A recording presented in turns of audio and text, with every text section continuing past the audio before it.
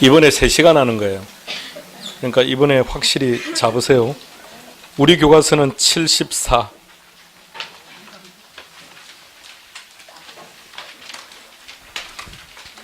(5절에) 1번 제목 뭐라고 되어 있습니까? 어림셈법.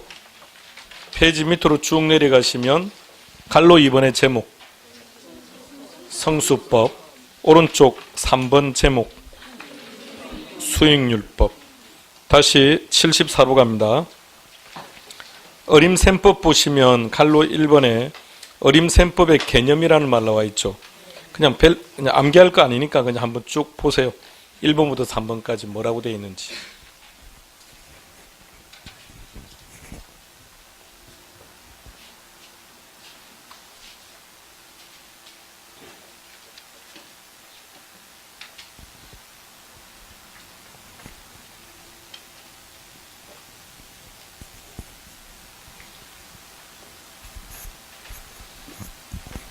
거기까지 펜 놓으시고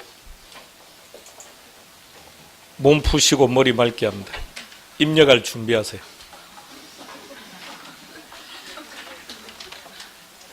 자, 맑게 해요.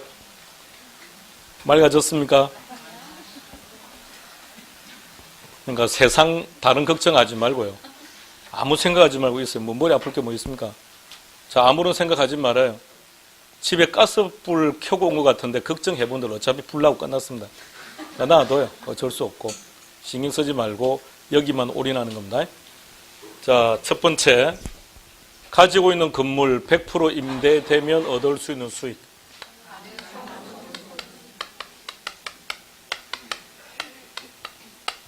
플러스 마이너스를 하고 나면 오는 두 번째 수익은 유효총소득이란 영업수익. 따라서 무엇을 차감한다? 하면 세 번째 수익. 순영업소득이란 총자본 수익. 따라서 무엇을 차감한다? 부채 서비스액을 차감하고 나면 세전 현금 수지. 마이너스 영업소득세 하면 다섯 번째 부채 서비스액의 위치 확인하세요.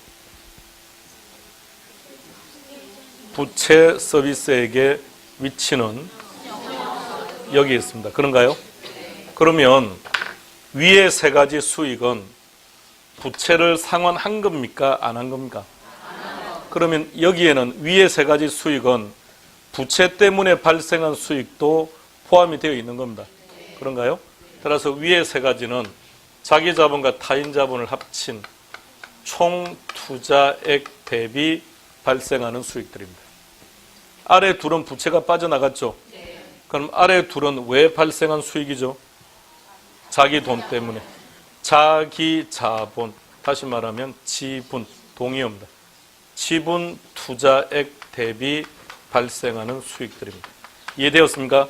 그렇다면 최소한 위에 세 가지 수익들은 지분 투자액과 연결되면 X, 아래 두 가지 수익은 총 투자액과 연결되면 X. 최소한 세팅할 줄은 알아야 된다는 것. 자, 오늘 문제 8번 문제. 8번 문제. 답 찾습니다.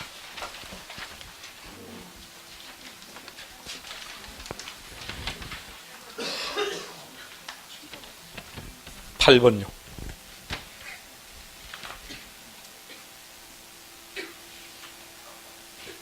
뭔 말인지 몰라도 답은 찾을 수 있습니다.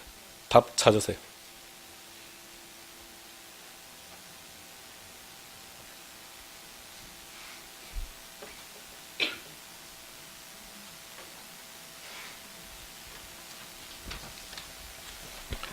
답은 2번. 동그라미 1번 어디가 틀렸는지는 알 수는 없으나 총 투자액과 세후 현금 흐름은 같은 관계로 세팅될 수 없는 사이입니다. 틀렸습니다. 2번 지분 투자액 세전 정확합니다. 3번 지분 투자액과 순영업 소득은 연결될 수 없죠. X. 4. 총 투자액이라면 뭐가 나와 있어야 됩니까? 총투자액이라면 가능 총소득이거나 유효 총소득이 나와 있어야죠. 틀렸습니다. 5번 순영업 소득이라면 뭐가 나와야 됩니까? 총투자액이 나오든지 아니면 지분투자액이라면 세전이나 세후가 나왔어야죠. 이해하시겠습니까? 답은 2번. 일단 뭐가 어떻게 틀리는지는 모르겠지만 답은 찾을 수 있다는 얘기입니다. 자, 다시 칠판에 있는 것 머릿속에 그립니다.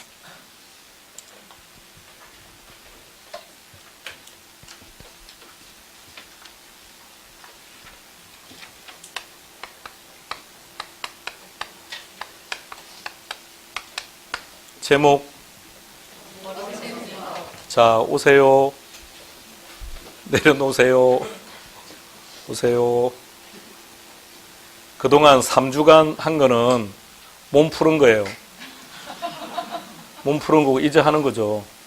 그동안 나간 거는 그냥 한번 여러분들의 경제적 마인드를 형성하려고 한 거고 이제부터는 뭐 이번 주 다음 주는 경제적 마인드가 지금 중요한 게 아니라 이제 본격적으로 들어간 거라고요.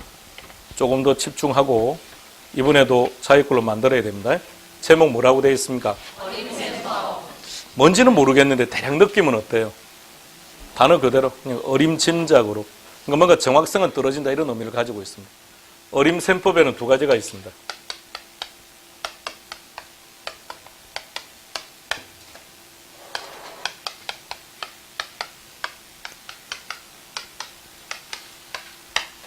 어림셈법에는 성수법과 수익률법이 있다. 시작. 어림셈법에는 성수법과 수익률법이 있다. 그게 시험 문제입니다. 성수법과 수익률법은 역수관계이다. 성수법과 수익률법은 역수관계이다. 일단 성수가 무슨 말인지는 몰라서 일단 그대로 두더라도 수익률은 큰 게 좋다, 작은 게 좋다. 그럼 수익률은 큰 게 좋다면 역수라고 했으니까 성수는 작은 게 좋다. 자, 세 가지 다시 시작. 어림셈법에는 성수법과 수익률법이 있다. 성수법과 수익률법은 역수관계이다. 성수는 작을수록 좋고 수익률은 클수록 좋다. 그 세 가지부터 먼저 기억합시다.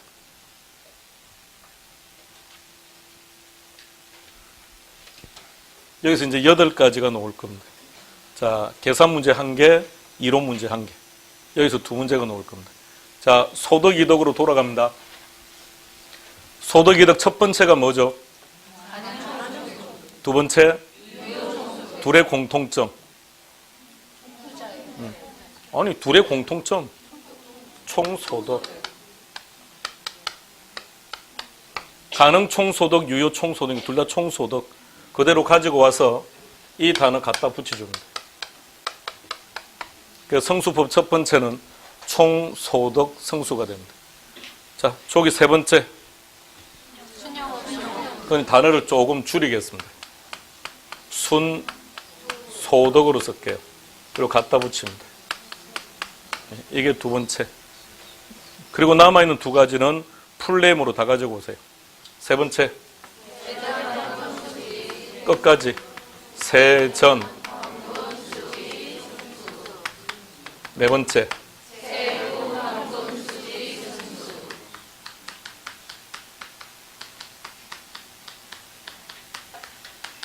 그럼 성수법 네 가지는 자연스럽게 다 정리했습니다. 이게 성수법입니다. 그러니까 소득이득이 중요하다고요. 항상 쟤네들과 관련된 게 다 시험 문제니까 저기서 네 가지를 도출해서 머릿속에 그리세요.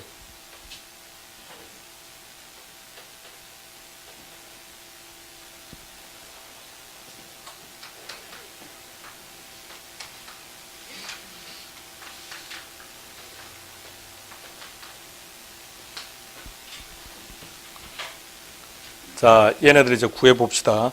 공식을 만들어 봅시다. 성수는 큰 게 좋다, 작은 게 좋다? 작은 게 좋다. 놓치면 안 됩니다. 됐나요? 놓으세요. 자, 칠판 한번 보세요. 성수는 작은 게 좋습니까? 네. 그럼 분모값은 커야 됩니까? 작아야 됩니까? 분모값은 커야 되고 분자값은 작아야 됩니다. 어떤 경우나 큰 게 좋다는 쪽에 수익들이 들어갑니다. 큰 게 좋다는 쪽에 수익들이 들어갑니다. 어떤 수익들이? 쟤네들이. 자, 앞서한 감 또 올려보세요. 자기 잡은 수익률이라고 했습니까? 율, 분수 형태로 한다. 분모, 자기 자본에 대한 세전 현금 수지. 어쨌든 얘들은 수익률이니까 큰 게 좋은 거죠. 큰 게 좋다는 분모는, 분자는 큰 게 좋다는 쪽에 뭐가 들어가 있는지를 보세요. 어떤 경우나 큰 게 좋다는 쪽에 수익들이 들어가 있습니다. 어떤 수익들이? 소득, 이득 중에서 뭔가가 들어가 있을 겁니다. 시험에 아주 잘 나옵니다. 제목, 율, 의미는요? 분수로 표현해라. 율은 분수로 표현해라고요. 자, 알고 싶은 게 부채입니까? 감당 능력입니까? 그럼 감당 능력이 올라가고 부채가 분모로 가고요. 그러니까 부채 서비스액이 들어가는 겁니다. 부채 감당률은 큰 게 좋다, 작은 게 좋다? 아니, 제목을 잘 봐요. 부채를 감당할 수 있는 능력이라고요. 부채가 아니고 감당 능력이라고요. 큰 게 좋다, 작은 게 좋다? 큰 게 좋으니까 분모값은 작고 분자값은 커야죠. 그럼 거기에 뭔가 수익이 들어간다는 얘기입니다. 자, 그러면 소득이득을 보시고 OX를 결정하겠습니다. 자, 소득이득의 구조를 잘 봐요. 부채 서비스액이 어디 있는지도 잘 보고요. 자, 들어갑니다. 부채 서비스액을 상환하기 위해서는 가능 조소득이, 가능 총소득이 클수록 유리하다. 다시 부채 서비스액의 위치 확인하고요. 여기 있습니까? 네. 자, 부채 서비스액을 상환하기 위해서는 가능 총소득이 클수록 유리하다. 그럴듯하죠? 그러니까 다 틀리는 거죠. 예. 얘가 아무리 많은들 공실이 크면 의미 없는 거 아닙니까? 얘가 아무리 큰들 영업비용이 크면 뭔 수로 부채를 갚아요?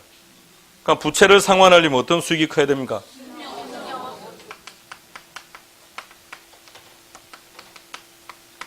이렇게 되는 겁니다. 자, 어떤 경우나 큰 게 좋다는 쪽에 분모든 분자든 큰 게 좋다는 쪽에 수익들이 들어간다는 거 기억하고 들어갑시다. 오세요. 자, 성수는 작은 게 좋다고 했습니다. 그럼 분모는요? 큰 게 좋고 분자는 작은 게 좋다. 그럼 큰 게 좋다는 쪽에 수익들이 들어가야 되는데 어떤 수익들이 들어가느냐? 이름에 있는 수익을 갖다 써주면 돼요. 쭉 부르세요. 총소득. 그런데 가능이냐 유효인지는 일단 따지지 말아요. 응? 일단 총소득. 자, 여기는 풀네임으로. 풀네임으로.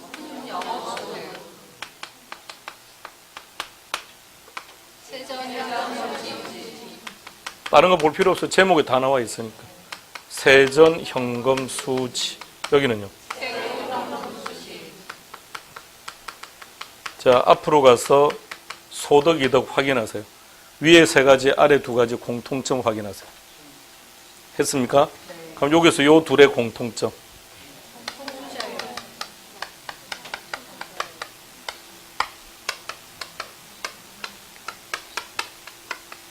아래 둘의 공통점. 네 가지 공식 끝났습니다.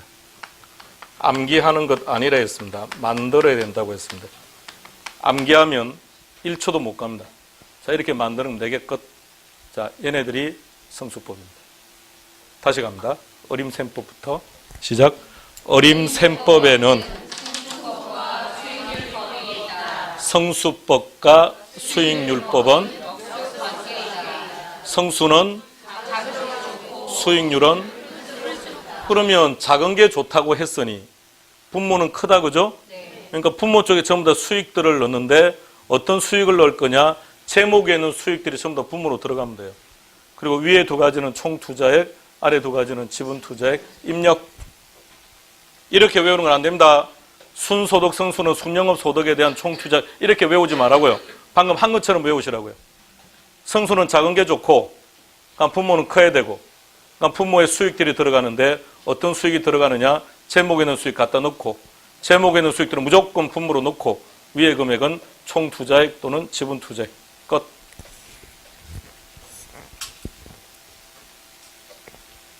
암기 끝났죠? 뭔가를 외우는 척 하지 말아주세요. 만들라고 했습니다. 만드는 거예요. 자, 특히 이 중에서 순소득 성수를 이렇게 표현합니다.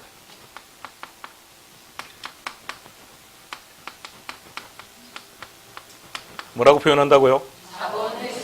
그럼 해석해 보시겠습니까? 순소득 성수가 5가 나왔다. 해석해 보세요. 얘부터 읽어요.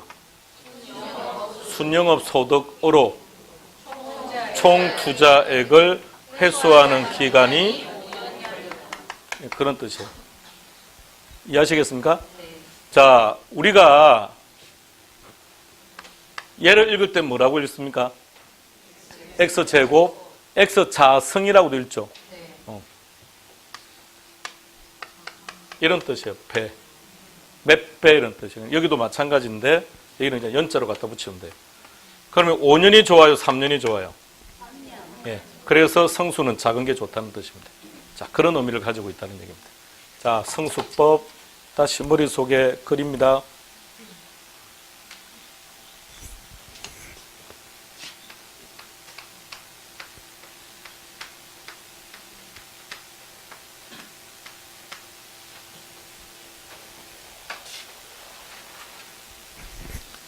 이제 역수들을 갈 텐데 역수들이 좀 이름이 좀 지저분합니다. 역수들의 공식은 별도로 기억하지 않는 걸로 알 겁니다.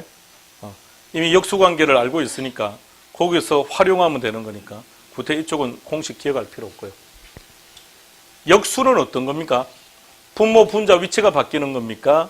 총 투자액과 지분 투자액이 바뀌는 겁니까? 분모 분자가 바뀌는 겁니까? 그럼 위에 둘의 공통점은요? 총. 그럼 역시 마찬가지 역수라 하더라도 총의 개념이겠죠. 이해되시겠습니까? 아래 둘은 일단 첫 글자가 떠올라야 되니까 먼저 이거부터 기억하세요. 총 지분입니다. 위에 두 가지 총, 아래 둘 지분이니까 역시 역수 또한 마찬가지 총 지분으로 가는 거예요. 총. 얘도 총하면 좀 그러니까 얘는 용어 좀 바꾸겠습니다. 그러나 의미는 똑같다는 건 아시겠죠? 네. 총, 그 다음에는 종합, 그 다음에는 지분. 역시 똑같이 지분하면 좀 그래서 용어 바꾸겠습니다. 세후. 첫 글자부터 빨리 만들어요. 총, 종합, 지분, 세웁니다. 총. 읽으세요. 여기는 이렇게 써요. 출제자가 자산과 자본을 바꾸어서 장난치지 않습니다. 개론은 깔끔한 과목입니다. 중개사법 이런 게 지저분한 과목이에요. 개론은 유치하게 안 됩니다. 그러니까 이 단어 자체를 바꾸어서 장난치지는 않을 거니까 그런 용어는 정확히 기억합시다. 하나는 총 자산이고 하나는 종합 자본이고 총 자산 회전율이라고 말합니다. 회전율이 높다는 것은 어떤 의미죠? 투자하고 들어오고 또 투자하고 들어오고 이게 회전율이 높다는 거죠. 그럼 한 번 회전을 할 때마다 1%라면 10번 회전했다면 10%가 된다는 얘기니까 회전율이 높을수록 수익률은 그런 의미입니다. 두 번째는 종합, 자본, 환원율 이렇게 말합니다. 이 둘만 일단 기억하면 돼요. 자, 차례로 갑시다. 첫 번째.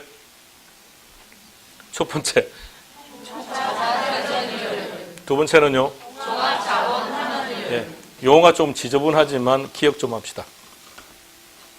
하나는 총, 하나는 종합, 하나는 자산, 하나는 자본, 하나는 회전율, 하나는 환원율. 그건 다 똑같은 뜻이에요. 회전율이든 환원율이든 수익률이고 총이든 종합이든 똑같은 거고 자산, 자본이라는 단어만 좀 다를 뿐입니다. 세 번째, 지분. 배당입니다. 배당률 이렇게 말해요. 네 번째 거는 세후 수익률이라고 말합니다. 그럼 세후 수익률이라면 얘는 뭐라고 표현하면 될까요? 그래요. 세전 수익률. 동의어입니다. 자, 동의어들이 더 있는데 일단은 손대지 말고요. 일단은 오늘은 여기까지만.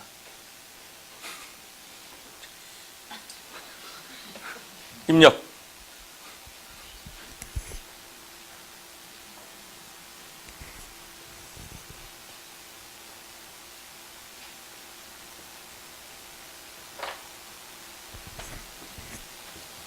이렇게도 출제가 됩니다만 이것보다는 종합 환원율 이렇게 출제되거나 자본 환원율 이렇게 출제되는 빈도가 훨 높아요. 근데 일단 우리는 풀네임을 일단 기억해둬야죠. 종합 자본 환원율, 종합 환원율, 자본 환원율.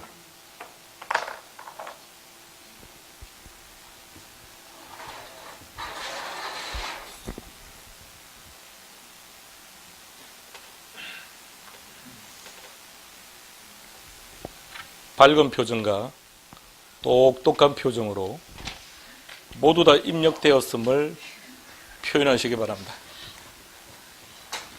자, 어림셈법부터 다시 갑니다. 시작. 어림셈법에는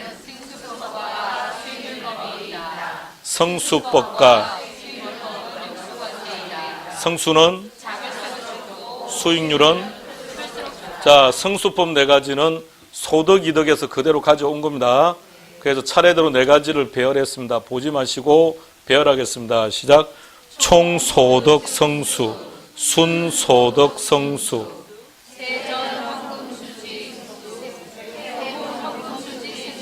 작은 게 좋다. 따라서 분모는 커야 되니까 분모 쪽에 수익들을 넣는다. 어떤 수익? 제목에 있는 수익. 그리고 위에 둘은 총투자에, 아래 둘은 지분투자에. 역수 갑니다. 역수 보지 마시고 시작. 총, 자산, 회전율, 종합, 자본, 환원율.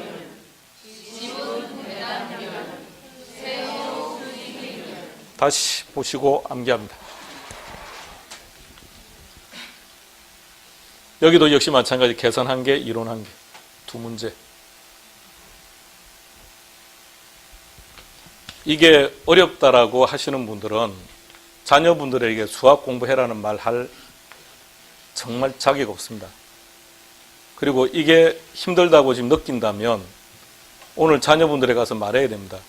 그 힘든 수학 한다고 고생한다고.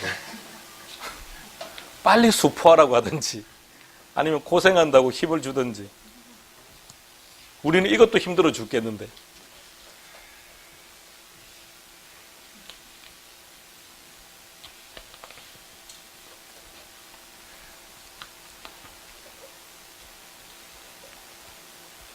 용어에 빨리빨리 익숙해져야 돼요.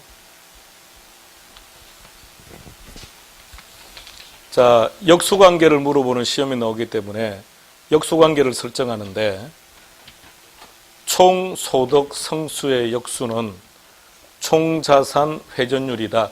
이렇게 암기하는 것은 안 됩니다. 아주 안 좋은 학습 방법입니다. 그냥 4개 순서대로 배열, 4개 순서대로 배열. 출제되면 걔가 첫 번째인지 세 번째인지 보고 각각 배열만 시키면 돼요. 그렇게 하는 겁니다. 자, 이제 계산 문제 대비해 봅시다. 자, 보지 마시고요. 순소득 성수를 구하라 이렇게 놓으면 분모부터 순영업 소득에 대한 자, 그럼 잘 생각해 봐요. 땡땡 성수가 놓으면 무조건 분모에 수익이 들어가는데 그 제목에 있는 수익을 무조건 일단 분모를 넣어요. 기계적으로. 순소득 성수가 순영업 소득을 집어넣고 위에 총투자액. 세후 현금 수지 성수. 세후 현금 수지 분모로 넣고 위에 지분 투자액. 그러니까 뭔가 고민할 게 하나도 없어요.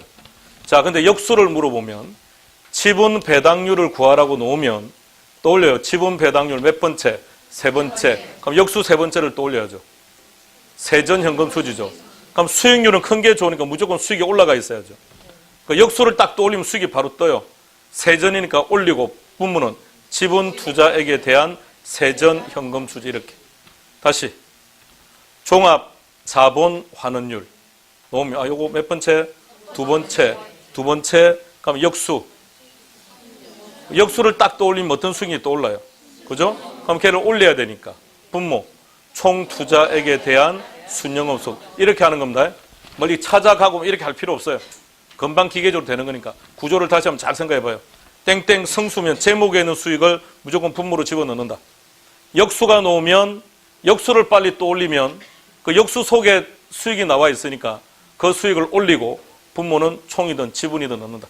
자, 보고 빨리 숙달.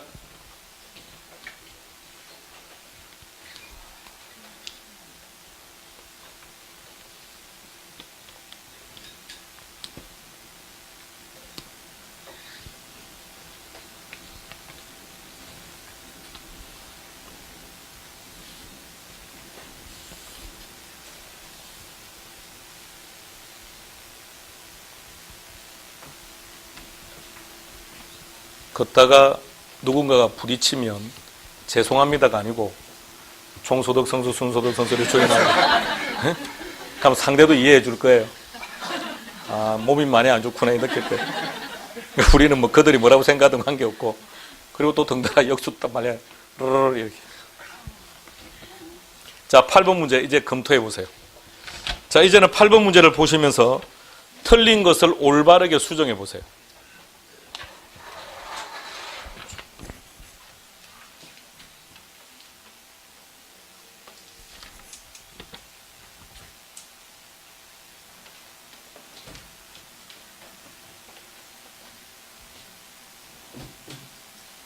아, 8번이랬습니다.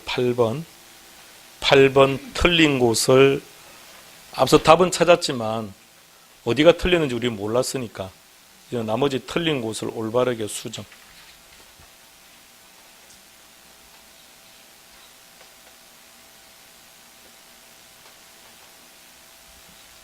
아니, 문제 보고 칠판 보고 이렇게 하는 게 됐습니까? 좀 생각을 좀 해보면서 해야지. 자, 1번. 앞에 있는 단어가 총소득 성수니까 총투자액은 맞네요. 그럼 뒤에 게 틀렸네요. 어떻게 바꿀까요? 그렇죠. 세후 현금 흐름 없어지고 총소득. 3번 갑시다. 순소득 성수니까 순영업 소득은 맞는데 지분 투자액은 안 되겠네요. 지분 투자액을 총투자액으로.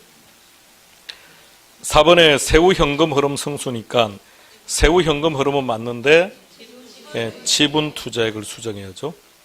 5번 지분 투자 수익률. 오늘 얘 공부했습니다. 근데 용어가 지금 바뀌어서 나왔습니다. 지금 칠판에는 없습니다. 오늘 앞 시간에 했던 겁니다. 총 자본 수익률. 그 다음에 자기 자본 수익률. 자기 자본 다른 말로 뭐라 그랬죠? 지분. 그러니까 5번에 지분 투자 수익률과 지분 수익률은 같은 말이에요. 그럼 떠올려 보세요. 자기 자본 수익률 분모부터 시작. 자기 자본에 대한 세전 현금 수지였죠. 그러니까 순영업 소득 없어지고 그 자리에 세전 현금 흐름. 자기 자본이나 지분 투자액이나 동의어입니다. 자, 5번 뭐라고 적었습니까? 밑에다 하나 더 쓸게요. 세후 현금 흐름. 둘 다 무엇이든 가능합니다. 단 5번 정확한 이름은 세전 지분 투자 수익률, 세후 지분 투자 수익률이 가장 정확한 표현이에요. 그래서 앞에 세전이나 세후가 붙었을 때는 그 수익을 써야 되지만 지금 5번처럼 아무런 말이 없을 때는 둘 중에 무엇을 쓰든 상관없습니다. 기억하셔야 됩니다. 다음 마지막 7번 문제. 하시기 전에 칠판 보고 공식 보고 갖다 쓰고 이렇게 하지 마시고요. 문제를 보면서 공식을 자꾸 활용할 수 있도록. 자, 시작합니다.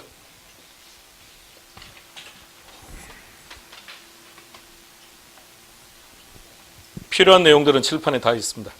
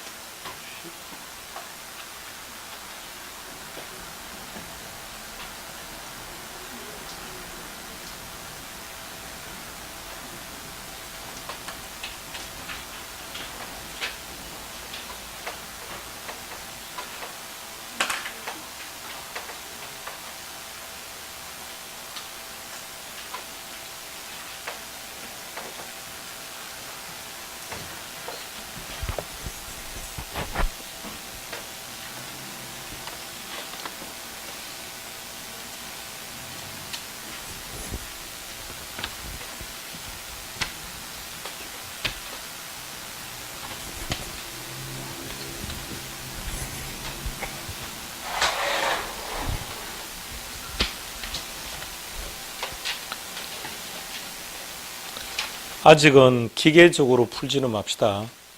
무조건 공식을 보고 딱딱 그 금액을 찾아 쓰지 말고 제목 보시면서 공식 한번 토출한 연습 한번 해보시고요.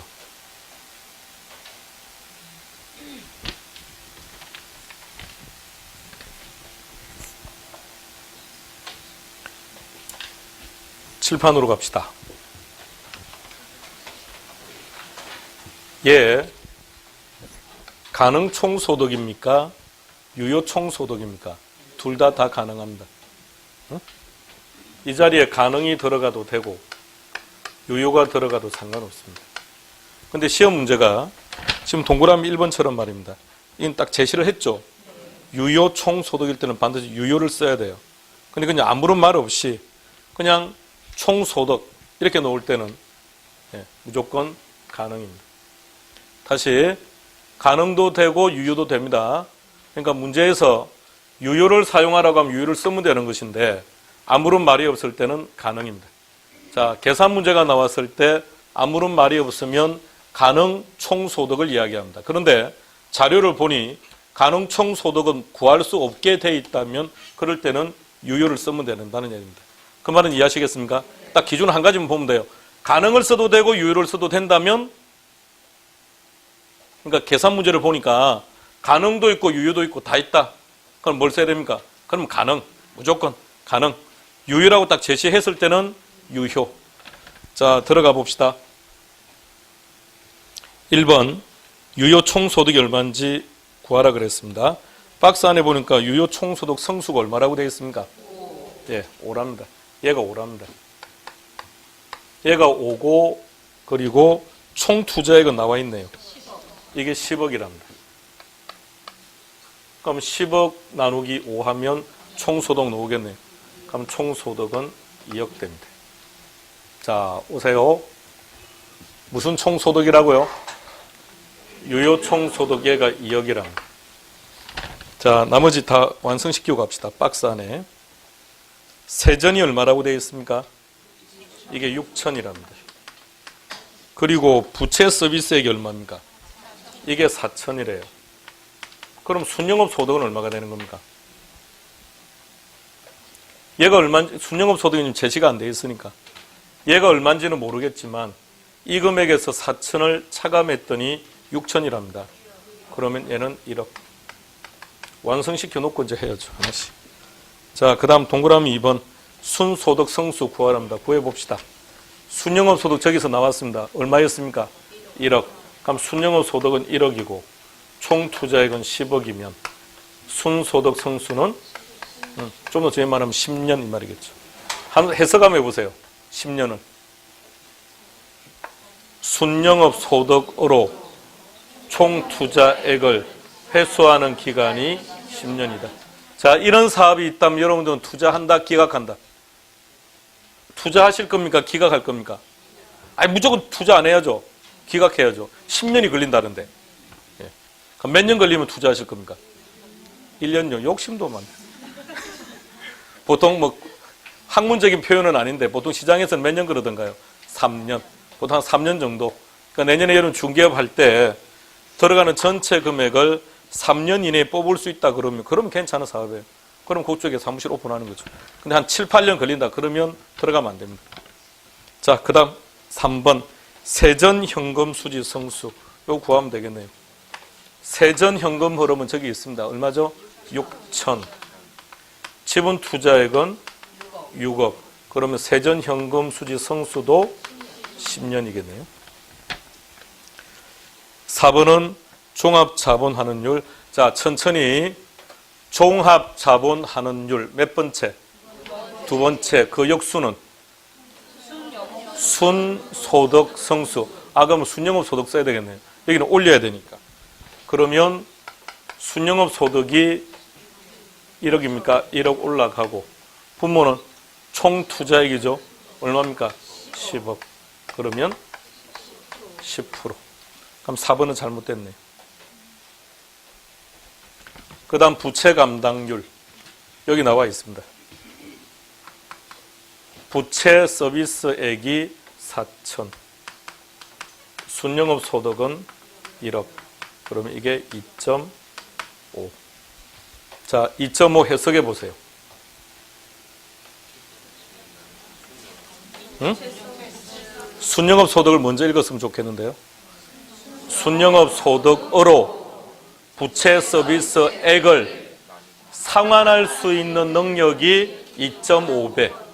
그런 뜻이에요. 이것도 해석할 줄 아셔야 됩니다. 자, 이렇게 한번 해석해 봅시다. 부채 감당률이 1이다. 1이다. 해석해 보세요. 순영업 소득으로 부채 서비스액을 감당할 수 있다. 이렇게 나옵니다. 1보다 크다. 감당할 수 없다. 1보다 크면 좋은데. 순영업 소득으로 부채 서비스액을 감당하고도 남는다. 이제 보통 그렇게 해석하는 거예요. 1보다 작다. 감당 못한다는 얘기죠. 그럼 얘는 투자하면 안 되고 요 둘은 가능하다. 그죠? 그러니까 우리가 이론상 시험 기준으로 하면 1보다 크면 된다 이렇게 말해요. 1보다 크거나 같으면. 그러면 부채 감당률은 돈을 빌려주는 자가 중요합니까? 빌리는 자가 중요합니까? 빌려주는 자. 부채 감당률이 뭔지 생각해봐요. 내가 빌려준 돈을 다시 돌려받고자 하는 지표니까. 이해되시겠습니까? 내가 빌려주는 저 사람이 내 돈을, 부채를 얼마나 감당할 수 있을까? 그걸 지금 알아보는 거니까. 은행에서 사용하는 지표라는 얘기입니다. 차입자가 사용하는 지표가 아니고. 그래서 은행은 현실적으로 2 내지 3 정도가 되어야 대출을 해줍니다. 우리는 이론상 1보다 크면 된다 그러는데 그럼 은행은 안 빌려주고요. 은행은 한 2 내지 3 정도. 개인하고는 안 따지고 기업들하고 할 때. 그러니까 부채 감당률이 크면 은행 입장에서 어떻습니까? 안전하다는 얘기죠. 빌려준 돈을 회수할 가능성이 높다는 뜻이니까. 그게 부채 감당률. 자, 이렇게 해서 2문제. 오늘 총 4문제였습니다. 다 입력된 거죠? 자, 머리가 아프다고 하시는 분은 이걸 해서 머리가 아픈 게 아니라 원래 아픈 거예요.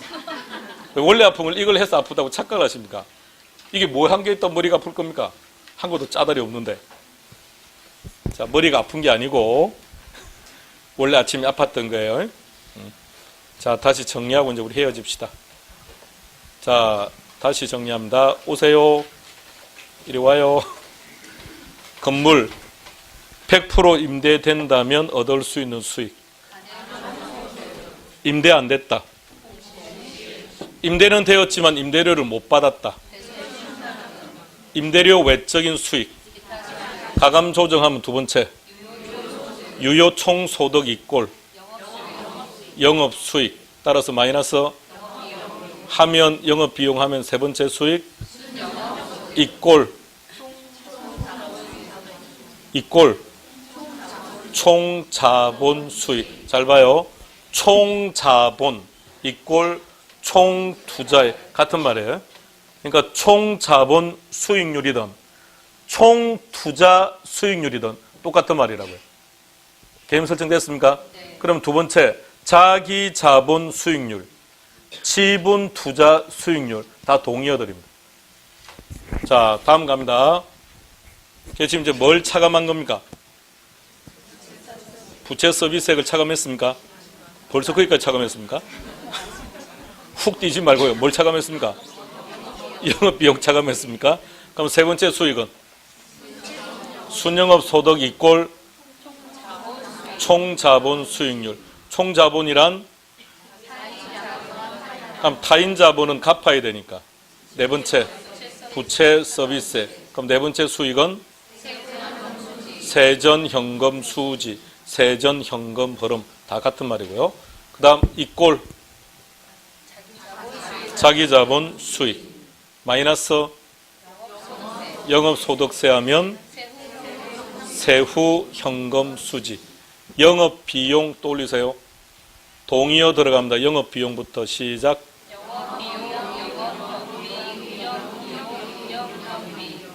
영업비용 삭제 항목. 제목 말하시고 종류 열가세요. 제목부터 시작. 영업비용 삭제 항목. 공실비 서비스, 영업소득세, 법인세, 소득세, 취득세, 각각비, 개인 업무비, 소유주, 병역, 진출료. 아슬아슬하게 끝까지 갔습니다. 대손 충당금. 그 다음부터 조용합니다. 그 다음은 누가 옆에서 말하면 첫 글자 말하면 훅 따라가요. 자, 모르는 게 아니라는 뜻입니다. 알고는 있다는 얘기예요. 첫 글자가 빨리 떠올라야 되니까. 영업비용 삭제 항목에는 소득이득 순서 속에서 찾아가도록 하세요. 공실 및 대손 충당금, 부채 서비스액, 영업소득세, 세분화시키면 법인세, 소득세, 취득세, 감가상각비, 개인적 업무비, 소유주 급여 및 인출금. 부채 서비스액 동의어 가겠습니다. 부채부터 시작합니다. 시작. 부채 서비스액. 저당 지불액이란?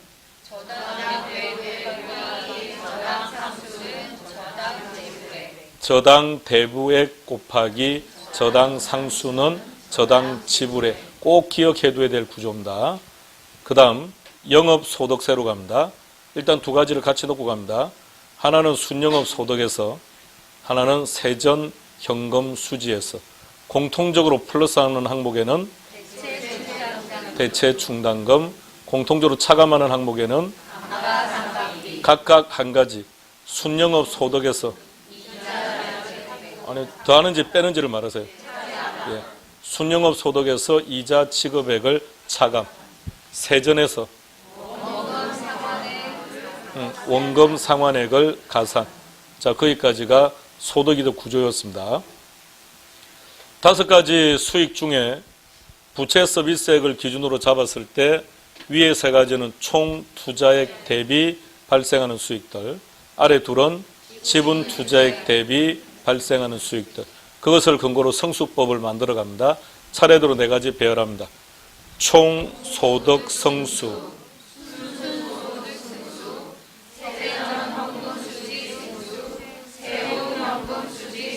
공식 만들어 보는 겁니다.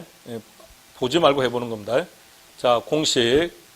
총 소득 성수. 무조건 제목을 분모로 내리고 총 투자에. 그 다음 세전 현금 수지 성수. 자, 역수 갈 겁니다. 역수 차례대로 배열합니다. 시작. 총 자산 회전율.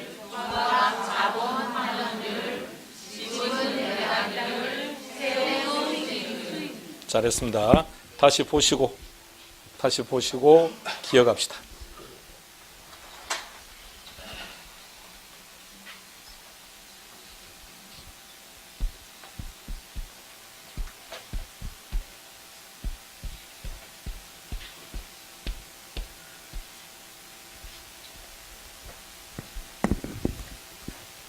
종합자본환원율은 총투자액에 대한 순영업 소득 이렇게 막 적어놓고 외우면 큰일 납니다. 그건 정말 의미 없는 학습이에요. 아무런 도움이 안 되는 거니까. 작은 게 좋아서 분모는 커야 된다. 그러니까 제목 속에 있는 수익들을 분모로 보내고 총투자액, 지분투자액. 시험 문제가 종합자본환원율이 나오면 역수를 빨리 떠올리면 어떤 수익을 쓸 건지를 알게 되니까 여기는 수익률이니까 큰 게 좋으니까 무조건 수익을 올려버리면 되니까 나왔다 역수 순소득 성수 그럼 순영업 소득 올리고 분모는 총투자액. 자, 이렇게 연습하셔야 돼요. 이렇게 해가지고 하나씩 외우는 것은 의미 없습니다. 그리고 무엇과 무엇은 역수다라고 외우는 거 아닙니다. 그냥 차례대로 네 가지를 해뒀다가 놓으면 몇 번째 연결만 하면 돼요. 그렇게 하는 거니까. 자, 다시 갑니다. 성수법 네 가지 갑니다. 시작. 총소득 성수.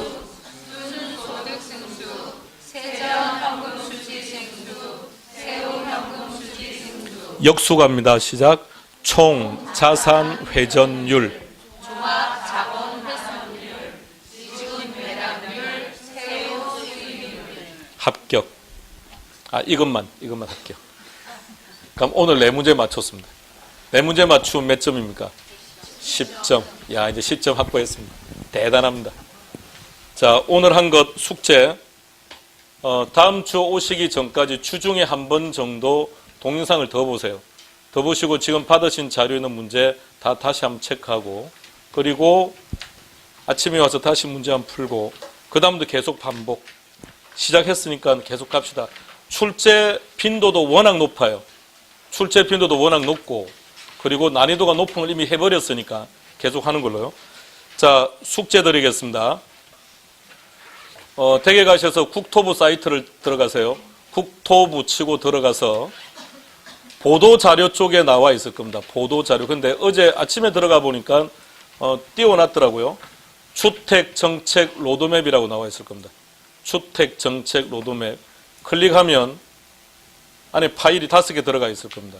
그 파일을 클릭해서 한번 내용 다 보세요. 주택정책 로드맵 보시고요. 구체적인 내용들은 이제 각각 과목들에서 해당되는 내용들을 하겠죠. 세금과 관련된 건 세법시간에 할 것이 점점 하겠습니다만 일단 그 내용들 잘 기억하고요. 그러면 우리가 시장에 대한 예측도 좀 더 가능해질 테니까요. 양도세는 4월 1일부터 통과됐습니다. 일단 어제 국가 통계이기 때문에 일단 확정난 겁니다. 4월 1일부터 양도세 부담이 상당히 커진과 동시에 장기보유 특별공제 등등의 문제가 많이 발생합니다.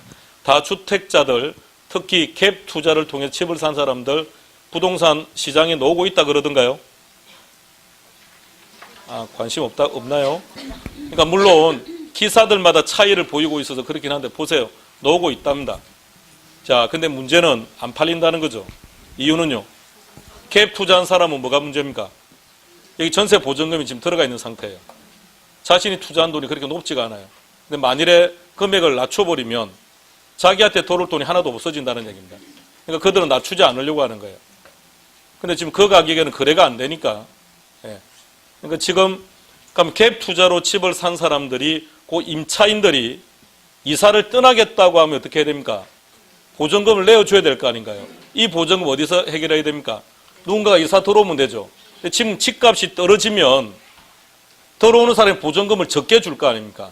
그럼 자기가 가진 돈의 일부가 기존 임차인들한테 나가야 되는 문제가 계속 발생할 거라는 얘기입니다. 내년에도 지금 주택이 46만 가구가 공급이 된다고 하니까요. 지금 주택 공급량 계속해서 늘어나고 있습니다. 공급 물량이 쏟아져서 역전세 난 얘기도 나오고요. 이제 내년에 쏟아지는 주택 공급량은 수도권 중심입니다. 그것도 역세권에 많이 들어와요. 외곽에 지금 들어가는 게 아니라. 그러니까 물량이 지금 많이 쏟아진다는 얘기입니다. 물량이 많이 쏟아지면 갭 투자를 통해서 산 집에 살고 있는 임차인은 이 집보다 더 싼 아파트가 들어오면서 임대료가 상대적으로 싸면 여기에 살 이유가 없지 않습니까? 그럼 그분들이 방을 빼고 나갈 거라고요. 그럼 갭 투자를 한 사람 돈을 돌려줘야 되는데 문제는 이 지금 돈이 없기 때문에 상황이 아주 위험해질 수 있다는 겁니다. 그래서 그렇게 위험한 갭 투자를 한 사람들은 지금 주택이 나오고 있지만 거래는 안 되고요. 그 가격에 더 낮춰야 되는 거니까.